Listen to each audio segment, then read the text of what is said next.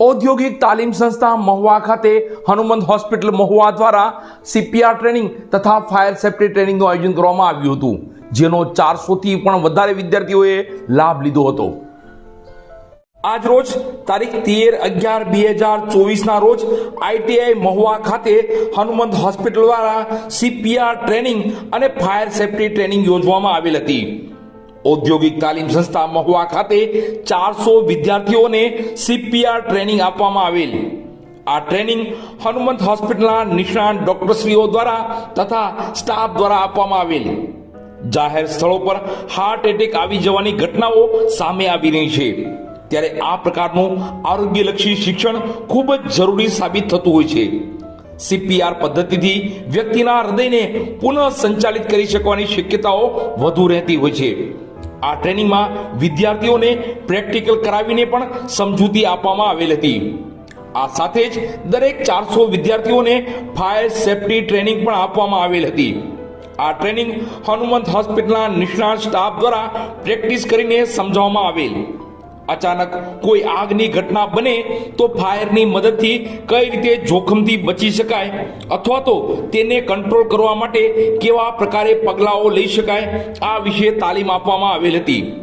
આ તાલીમ માટે હનુમંત હોસ્પિટલમાંથી ડોક્ટર સુરેશ પરમાર, ડોક્ટર અરુણા કાકલોતર, સાર્થકભાઈ રંગાણી, મુકેશભાઈ રાઠોડ તથા સ્ટાફ જોડાયેલ.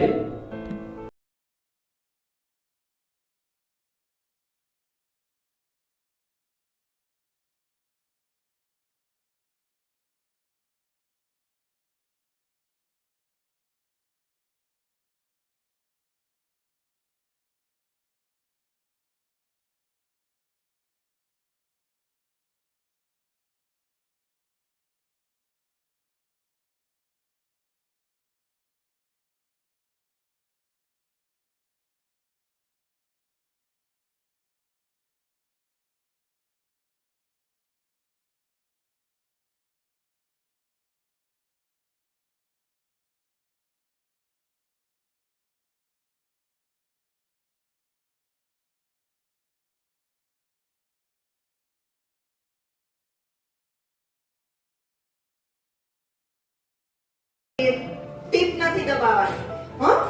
આખું આ રીતે દબાવીને જોવાનું, આમાં ગમે ને ફીલ થશે. તમને તમારે પોતાનું ફીલ કરો. જોઈ ચાલો. શ્વાસ નળીની એક જ બાજુમાં, બે બાજુ નહીં, શ્વાસ બંધ થઈ જાય. બરાબર? ક્યારેક નુકસાન થાય, ફાયદો થવાની બદલે થતી હોય એ કેવો અમે શીખવાડીએ. નથી નાખી વ્યવસ્થિત દબાવો. શ્વાસ નળીની બાજુમાં એક જ બાજુ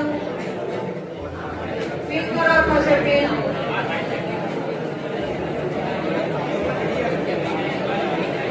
અરે તમે તમારી નથી ફીલ કરતા, બીજાને કેમ કરશો?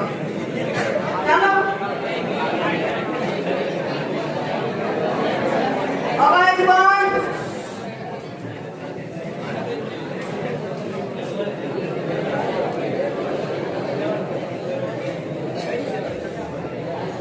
બંધ હોય ને એને આપણે સીપીઆર ચાલુ કરી દઈએ. ચાલો.